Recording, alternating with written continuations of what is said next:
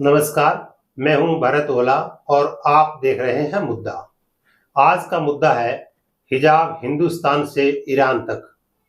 इधर भारत की supreme court में हिजाब प्रतिबंध मामले में सुनवाई जारी है और उधर ईरान की महिलाओं द्वारा इसका जबरदस्त विरोध किया जा रहा है। भारत की सुप्रीम कोर्ट में इस मामले की सुनवाई को 8 दिन हो गए हैं।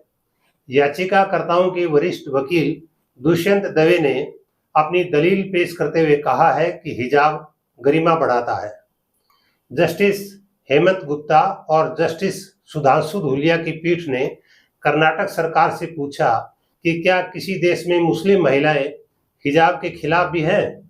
इस पर कर्नाटक सरकार ने इस्लामिक देश ईरान का उदाहरण देते हुए कहा कि वहां महिलाएं हिजाब के खिलाफ प्रदर्शन कर रही हैं। काबिले गौर है कि ईरान में हिजाब का जबरदस्त विरोध हो रहा है।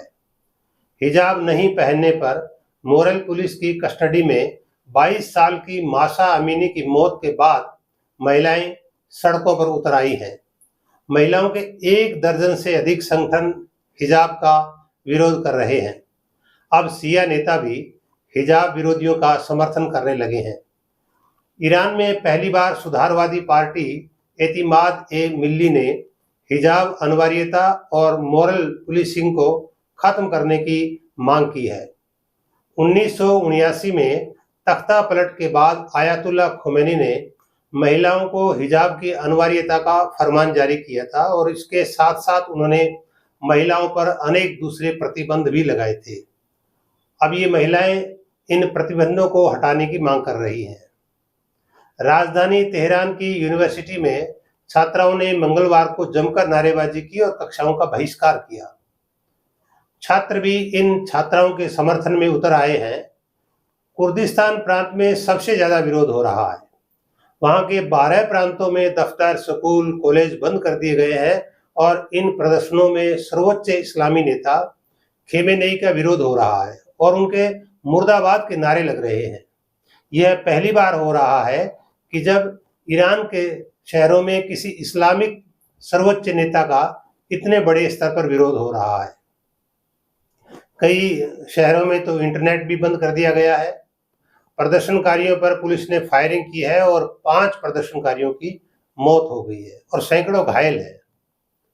मुद्दा यह है कि लोग धर्म या संस्कृति के नाम पर महिलाओं पर तरह तरह के प्रतिबंध क्यों लगा रहे हैं।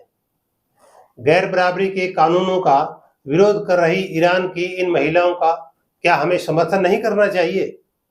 ये कितनी वाहियात बात है और वाहियात फरमान है कि महिलाएं घर के बाहर अकेले नहीं जा सकती और गैर पुरुष के साथ जाने पर कोड़े मारने की सजा का प्रावधान है।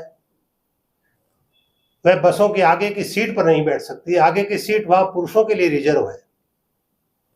हमारे यहाँ भी औरतों के लिए भांति भांति के फरमान जारी किए जाते रहे हैं। आप आगे बढ़ना चाहते हैं या पीछे लौटना चाहते हैं। चारों ओर फरमान का बोलबाला है। कुछ बुर्के और हिजाब का फरमान जारी कर रहे हैं तो कुछ कह रहे हैं कि औरतें फला मंदिर में नहीं जाएंगी, उनको फला फला वक्त में पूजा स्थलों पर नहीं जाना चाहिए। क्यों भाई, क्या औरत इंसान नहीं है?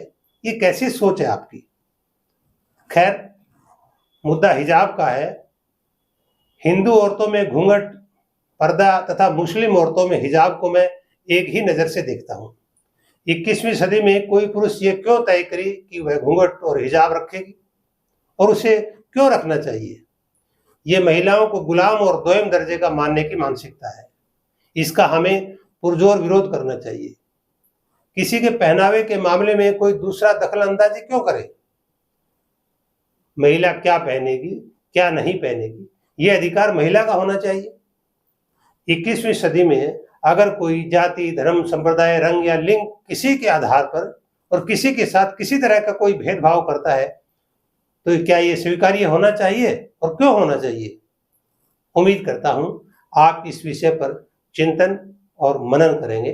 धन्यवाद।